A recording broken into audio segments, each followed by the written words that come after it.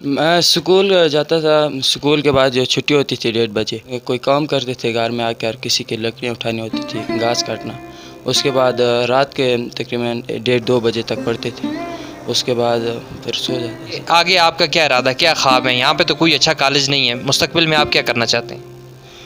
بس میرے ابو کی خواہش تھی کہ آپ ایک بڑے ڈاکٹر بنو گے، انشاءاللہ بس میری بھی یہی ہے خواہش کہ انشاءاللہ میں ایک بڑا انسان بنوں، ڈاکٹر بنوں۔ جب میں 6 کلاس میں پڑھ رہا تھا تو میرے ابو فوت ہوئے تھے، وہ بتا رہے تھے کہ آپ کو میں ایک بڑا انسان دیکھنا چاہتا ہوں۔ ناظرین، اس وقت میں وادی نیلم کے خوبصورت گاؤں تہجیہ میں موجود ہوں اور میرے ساتھ ایک ہونہار طالب علم جن کا نام طفیل میر ہے اس وقت موجود ہیں۔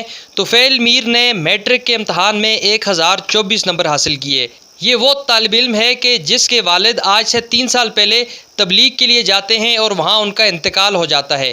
3 سال یتیمی کی حالت میں طفیل اپنی تعلیم جاری رکھتا ہے اور اپنے سمیت اپنے 6 چھوٹے بہن بھائیوں کی کفالت بھی کرتا ہے اور سارا دن مزدوری کر کے رات کو 1:30 بجے تک پڑھ کر میٹرک کے امتحان کے اندر 1024 نمبر حاصل کر کے ساری دنیا کو حیران کر دیتا ہے۔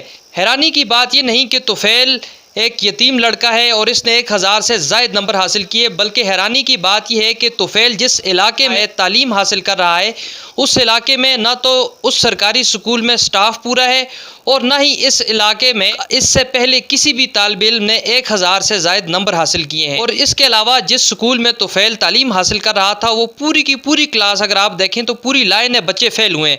تو آئیے ہم طفیل سے ملاقات کرتے ہیں، جانتے ہیں کہ اس نے یہ اتنا مشکل کام کیسے کیا، کیا کیا مشکلات اس کو آئیں اس کامیابی کو حاصل کرنے میں، اور آئندہ اس کے کیا گولز ہیں، فیوچر میں یہ کیا کرنا چاہتے ہیں۔ السلام علیکم۔ وعلیکم السلام۔ طفیل کیسے ہیں آپ، ٹھیک ہیں؟ الحمدللہ جی ٹھیک ہوں۔ اچھا مجھے یہ بتائیں کہ آپ کی روٹین کیا تھی جب آپ میٹرک کا ایگزام دے رہے تھے؟ میں اسکول جاتا تھا، اسکول کے بعد جو چھٹی ہوتی تھی 1:30 بجے، اس کے بعد کوئی کام کرتے تھے گھر میں آ کر، کسی کی لکڑیاں اٹھانی ہوتی تھی، گھاس کاٹنا۔ اس کے بعد رات کے تقریباً 1:30-2 بجے تک پڑھتے تھے، اس کے بعد پھر سو جاتے تھے۔ آپ نے ٹیوشن پڑھا ہے کسی سے؟ نہیں، ٹیوشن نہیں پڑھا ہے، بس خود ہی تیاری کی ہے۔ کہیں کوئی مشکل ہو جاتی تو اس کے لیے آپ کیا کرتے تھے، کسی سے رہنمائی لیتے تھے؟ جی آتے ہیں، کوئی جو بڑے ہوتے تھے گاؤں میں پڑھے لکھے، ان سے پوچھ جاتا تھا، اور جو بس ان سے پوچھتا تھا کہ جو مشکل ہوتی تھی، باقی خود ہی کر لیتا تھا۔ جب آپ نے 1024 نمبر لیے، آپ کے یہاں گاؤں میں سب سے زیادہ نمبر تھے، تو اس وقت ابو کی یاد آئی تھی؟ جی بہت آئی تھی۔ کیا خیال آیا تھا اس وقت ذہن میں؟ میری ابو کی خواہش تھی نا، جب میں 6 کلاس میں پڑھ رہا تھا تو میرے ابو فوت ہوئے تھے، وہ بتا رہے تھے کہ آپ کو میں ایک بڑا انسان دیکھنا چاہتا ہوں، تو پھر اسی کو میں نے ذہن میں رکھا ہے، انشاءاللہ پھر محنت کی ہے۔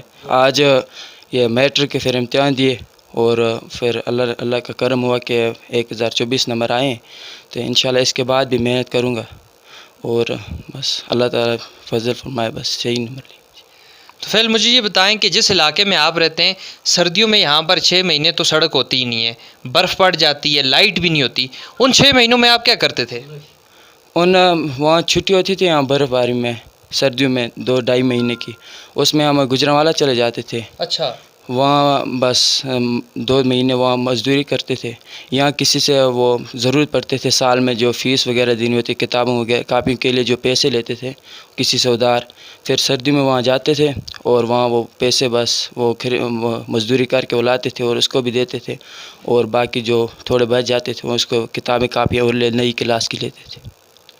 ناظرین دیکھیں کہ یہ سردیوں کے جو مہینے، جن مہینوں میں یہاں برف پڑ جاتی ہے، ان مہینوں میں یہ طالب علم یہاں سے گجرانوالہ جا کر مزدوری کرتا رہا، اور کہ اس کا یہ کہنا ہے کہ اس مزدوری کے پیسوں سے یہ ان لوگوں کا قرض اتارتا تھا کہ جن لوگوں سے پیسے لے کر اس نے گرمیوں میں کتابیں خریدی ہوتی تھیں اپنی اور بہن بھائیوں کی، اور اس کے علاوہ جو پیسے بچ جاتے تھے وہ ضائع نہیں کرتا تھا، عیاشیوں میں نہیں اڑاتا تھا، بلکہ وہ آئندہ آنے والی کلاس کے لیے اور اپنے بہن بھائیوں کی کتابوں کے خرچے کے لیے رکھ لیتا تھا۔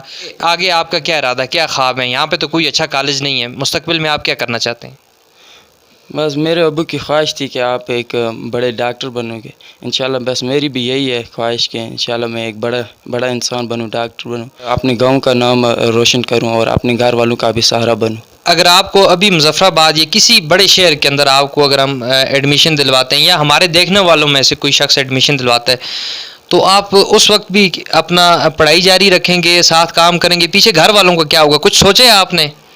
जी, तो ये तो सोचा है कि पहले घर वाले जो हैं भाई छोटे हैं, 6 भाई मुझसे छोटे हैं, फिर वहाँ बस अगर कोई कॉलेज वहाँ ठीक मिलता है शहर में तो इंशाल्लाह मैं तैयार हूँ, वहाँ पढ़ूँगा। और साथ घर वालों की भी अगर वो फ़िक्र कोई हो जाए तो बस। तो अखराजात का क्या करेंगे, कैसे खर्चा पूरा करेंगे? साथ साथ मज़दूरी करूँगा और कोई मेहनत करूँगा, दिन छुट्टी के बाद कॉलेज से आके मेहनत करूँगा कोई काम, उसके बाद बस पढ़ूँगा जी। अगर कोई शख्स या कोई इदारा आपकी तालीम का सारा खर्चा उठा ले और आपको कहे कि आप फ़लाँ शहर में आकर तालीम हासिल करें, तो आपका क्या ख़्याल है, आप जाएंगे उसके साथ? जी, अगर कोई मुझे वो शहर में ले जाए तो वहाँ पढ़ने के लिए इंशाल्लाह मैं जा रहा हूँ।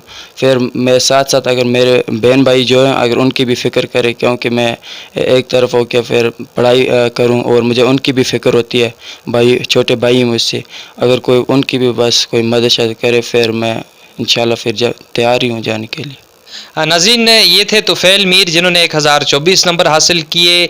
यतीमी के बावजूद मज़दूरी करके इस शख्स ने रात को पढ़ाई मुकम्मल करके आज अपने इलाके का नाम रोशन किया और एक अलग मुकाम हासिल किए। कश्मीर के जितने भी नाज़रीन हैं, मैं सबसे ये अपील करूँगा ऐसे टैलेंटेड बच्चों को प्रमोट करें। ये बच्चे किसी गाँव या किसी इलाके में बहुत थोड़े होते हैं और बहुत कम होते हैं। ऐसे लोगों को प्रमोट करना, ऐसे लोगों के अखराजात उठाना, ऐसे लोगों का सहारा बनना पहले तो गवर्नमेंट की ज़िम्मेदारी है कि वो ऐसे बच्चों की परवरिश करे। अगर गवर्नमेंट नहीं कर सकती तो जितने भी हमारे देखने वाले नाज़रीन हैं, मैं आप सबसे गुजारिश करूँगा कि तुफ़ैल मीर की तालीम का कुछ ना कुछ बंदोबस्त करें और इसके अलावा इसके जो 6 भाई हैं उनकी तालीम का भी और इसके जो घर के अखराजात हैं उनके का भी बंदोबस्त करें, ताकि ये अपने घर की मुआशी फ़िक्र जो है उस फ़िक्र से आज़ाद हो जाए।